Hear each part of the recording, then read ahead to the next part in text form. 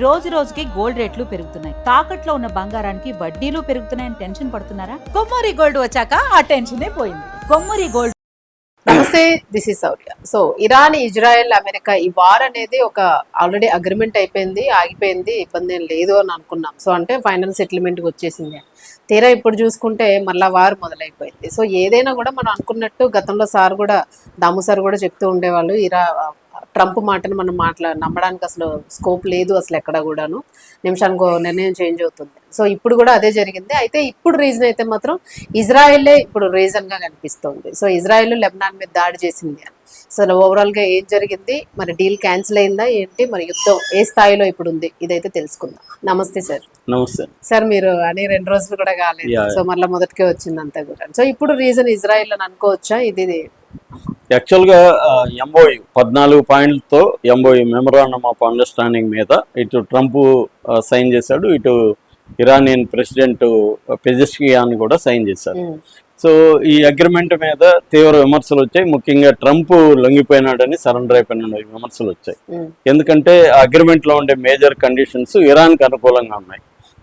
Iran మీద ఆంక్షలు ఎత్తేయడం, Iran ఆస్తులు, ఫ్రీజ్ అయిన ఆస్తులను వెనక్కి ఇవ్వడం, ఇరాన్ రీబిల్డ్ చేయడానికి 300 బిలియన్ల ఫండ్ కేటాయించడం, ఇలాంటివన్నీ ఉన్నాయి. ప్రధానమైన డిమాండ్లు అయిన న్యూక్లియర్ వెపన్ మీద, వాటి మీద దాంట్లో పెద్దగా ఏమి చర్చ, ఒక కన్క్లూజన్ లేదు. సో అట్లాగే బ్లాకేడ్ ఎత్తేసారు, ఇరాన్ మీద ఆంక్షలు కూడా ఎత్తేసారు, ఇరాన్ అందరితో వ్యాపారం చేసుకోవచ్చు అని చెప్పారు. ఇలాగే ఇరాన్ దీనివల్ల స్ట్రెంగ్తన్ అయ్యే అవకాశాలే కనిపిస్తున్నాయి. కాకపోతే ట్రంప్కి అంతకంటే గత్యంతరం లేదు. ట్రంప్ అసలు యుద్ధమే అనవసరం, ట్రంప్ దిగడమే రాంగ్. దిగినాక దీని నుంచి గౌరవంగా ఎలా బయటపడాలనేది ట్రంప్కి ప్రాబ్లం. రెండోది, నవంబర్లో ఎన్నికలు వస్తున్నాయి కాబట్టి ఈ లోపల అక్కడ సెట్ చేసుకోకపోతే ట్రంప్కి అక్కడ తీవ్ర వ్యతిరేకత జరిగితే ట్రంప్కి అసలే కొంపగా మునిగే అవకాశాలు ఉన్నాయి. ఎందుకంటే అతనికి అక్కడ పార్లమెంటు అంటే కాంగ్రెస్లో ఇతను మైనార్టీలకు వెళ్ళిపోతే రేపొద్దున ఇతను అనుకున్నది ఏది జరగదు. అక్కడ ప్రెసిడెంట్గా ఉంటాడు కానీ ఇతని నిర్ణయాల కాంగ్రెస్ తప్పు పట్టిందంటే ఏది జరగదు. సో అందువల్ల ట్రంప్కి ఆ భయం ఉంది. అందుకని ట్రంప్ పాకిస్తాన్ని భంగపడి ఏదో ఒక రకంగా ఒక గౌరవప్రదంగా బయటపడాలని ట్రై చేశాడు. అయితే ట్రంప్ మామూలుగానే అతని బిహేవియర్ ఏంటంటే ఒక మాట మీద ఉండకపోవడం, అదే అతని స్ట్రాటజీనే. అదేదో తెలియకుండా చేసే పని కాదు, అతని స్ట్రాటజీగానే కావాలని శత్రువుల్ని లేదా మిత్రులను కూడా అవమానకరంగా మాట్లాడడం, ఎగతాళి చేయడము, బెదిరించడము, ఇవన్నీ అతని వ్యాపారంలో కూడా అదే చేసుకుంటూ వచ్చాడు అతను. అది సక్సెస్ అయ్యాడు కాబట్టి దాన్నే నమ్ముతాడు అతను.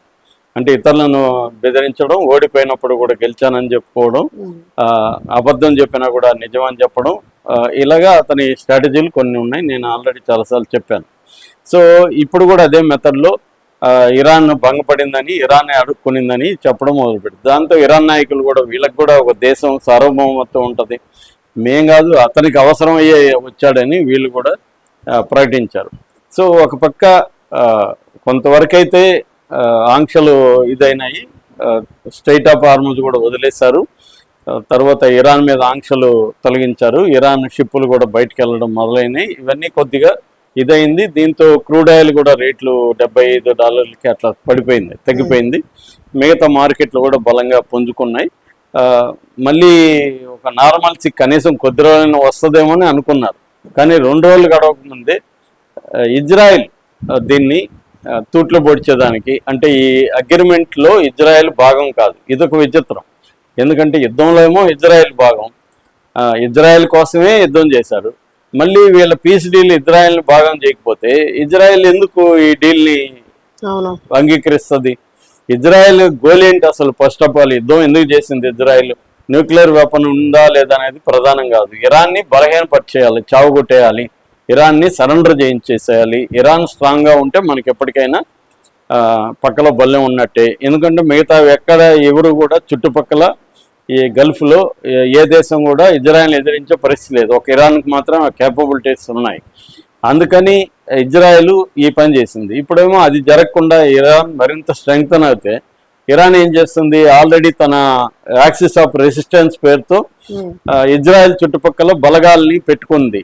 హిజ్బుల్లా కానీ, అటు హమస్ కానీ, ఇటు యెమెన్లో హౌతీస్ కానీ, ఇటు ఇరాకీ సిరియాలో షియా మిలిషియా కానీ, వీళ్ళందరూ ఇజ్రాయెల్ చుట్టూ ఒక రింగ్ ఆఫ్ ఫైర్ అంటారు, ఆ రింగ్ ఆఫ్ ఫైర్ లాగా ఉన్నారు.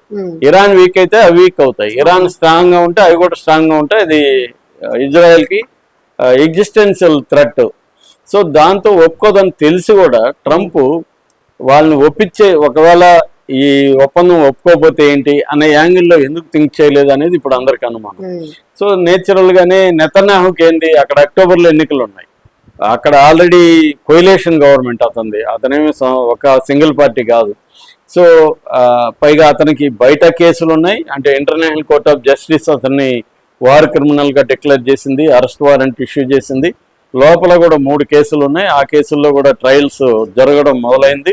సో ఇప్పుడు కానీ యుద్ధం కానీ ఆగిపోతే అతను అరెస్ట్ అయ్యే అవకాశం ఉంది, పదవి కోల్పోతాడు, శేష జీవితం జైల్లో గడపాలి. సో అందువల్ల అతనికి ఏదో ఒక రకంగా యుద్ధం కంటిన్యూ కావడం అవసరం. దాంతో అతను ఏం చేశాడు, లెబనాన్ మీద అటాక్ చేస్తున్నాడు. సో ఇప్పుడు నిన్న కూడా అటాక్ చేశారు, లెబనాన్లో 16 మంది చనిపోయారు, అటు ఇజ్రాయెల్ సైనికులు కూడా 4 చనిపోయారు. సో యుద్ధం కంటిన్యూ అవుతుంది. దాని తర్వాత అక్కడున్న ఇజ్రాయెల్ నాయకులు కూడా డైరెక్ట్గా ట్రంప్ని కూడా అటాక్ చేయడం మొదలుపెట్టారు. అక్కడ ఎక్స్ట్రీమ్ రైట్ వింగ్ బ్యాచ్ కూడా ఉంటారనమాట, వాళ్ళు విపరీతంగా అటాక్ చేయడం మొదలుపెట్టారు. సో ఇప్పుడు ఇరాన్ ఏమైంది, ఫస్ట్ పాయింటే ఈ ఎంఓఏలో ఫస్ట్ పాయింట్ అన్ని చోట్ల యుద్ధం ఆగాలి ఇంక్లూడింగ్ లెబనాన్ అనేది ఫస్ట్ పాయింటే రాశారు. ఇప్పుడు లెబనాన్ లో యుద్ధం ఆగట్లేదు కాబట్టి మేము చర్చలకు రాము. యాక్చువల్ గా చర్చలు స్టార్ట్ అవ్వాలి. జేడి వ్యాన్స్ స్విట్జర్లాండ్ కి బయలుదేరాడు, వెళ్ళాలి. అట్లాగే ఇరాన్ నుంచి కూడా ప్రతినిధి బృందం అక్కడికి వెళ్ళాలి. మామూలుగా అయితే ఎప్పుడైతే లెబనాన్ మీద అటాక్ చేశారో, ఇప్పుడు ఇరాన్ వాళ్ళు ఏం చేశారంటే, ముందు మీరు దాన్ని కంట్రోల్ చేయకుండా లెబనాన్ మీద యుద్ధం ఆగకుండా చర్చలు చేసి లాభం ఏంటి, మేము ఫస్ట్ పాయింట్ అది. అంటే ఎంఓఈలో ఆల్రెడీ ఉల్లంఘన జరిగినప్పుడు మేము ఎందుకు రావాలని వీళ్ళు రాలేదు. దాంతో ట్రంప్ పైకేమో ఇరాన్ తిడుతున్నాడు, ఇరాన్కి నేను ఒక పైసా కూడా ఇయ్యను, ఇరాన్ బెగ్గింగ్ చేస్తే నేను ఒప్పుకున్నాను అని మళ్ళీ సేమ్ మాట్లాడడం మొదలుపెట్టాడు.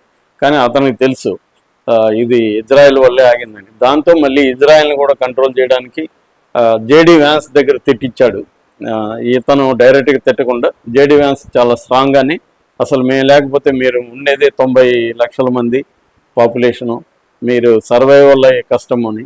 ట్రంప్ కూడా నేను లేకపోతే అసలు ఇజ్రాయెలే లేదు, అమెరికా లేకపోతే లేదు, ప్రత్యేకంగా నేను లేకపోతే లేదు అని చెప్పాడు. అది వాస్తవం కూడా. అమెరికా లేకపోతే ఇజ్రాయెల్ అక్కడ ఉనికి కష్టమైపోతుంది. ఎందుకంటే అమెరికా సంవత్సరానికి $4 బిలియన్ డిఫెన్స్ బడ్జెట్ ఇస్తుంది వాళ్ళకి. దాంతోపాటు అది మిగతా ఇంటర్నేషనల్గా కూడా కాపాడుతుండేది అమెరికానే, ఇజ్రాయెల్ని. అమెరికా లేకపోతే ఇజ్రాయెల్ అక్కడ సర్వైవల్ కావడమే కష్టం. ఇవన్నీ తెలుసు. కానీ మరి ఎందుకు నెతన్యాహు చేస్తున్నాడంటే, ఒకటి ట్రంప్ ఏం పీక్కోలేడు నన్ను ఒక ధైర్యం. ఎందుకంటే అక్కడ కూడా ఇజ్రాయెల్ లాబీ చాలా స్ట్రాంగ్గా ఉంటుంది, అమెరికాలో కూడా.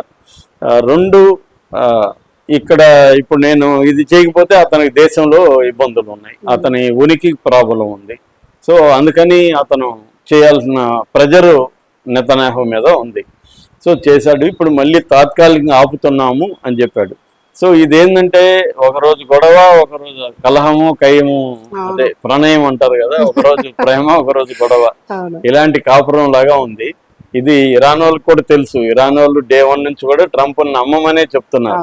కాకపోతే వాళ్ళకి కూడా అవసరం, ఎందుకంటే వాళ్ళ దేశంలో ప్రజలు చనిపోయారు, మొత్తం ఇన్ఫ్రాస్ట్రక్చర్ నాశనం అయిపోయింది, ఎకనామీ కొలాప్స్ అయిపోయింది, 50% ఇన్ఫ్లేషన్ పెరిగిపోయింది. అందువల్ల వాళ్ళకి కూడా కొంత ఊపిరి పీల్చుకోవడం, కొంత మళ్ళీ కోలుకోవడం అవసరం. అందువల్ల వాళ్ళు ఏమనుకున్నారంటే, కనీసం ఒక 1-2 నెలల్లో మనకి గ్యాప్ వచ్చినా మనం ఈ లోపల కోలుకోవచ్చు, కొంత ఊపిరి వస్తుంది, కొంత డబ్బులు వస్తాయి, మళ్ళీ మనం యుద్ధానికి రెడీ కావచ్చు అని వాళ్ళకి కూడా తెలుసు. యుద్ధం ఆగదని తెలుసు. అందుకనే అబ్బాస్ అరాక్చి కూడా ఈ ఇజ్రాయెల్కి పర్మనెంట్ వార్ కావాలి, అందువల్ల వాళ్ళు దీన్ని ఈ పీస్ డీల్ అనేది వాళ్ళు ఖచ్చితంగా ఒప్పుకోరు అనేది చెప్తున్నారు.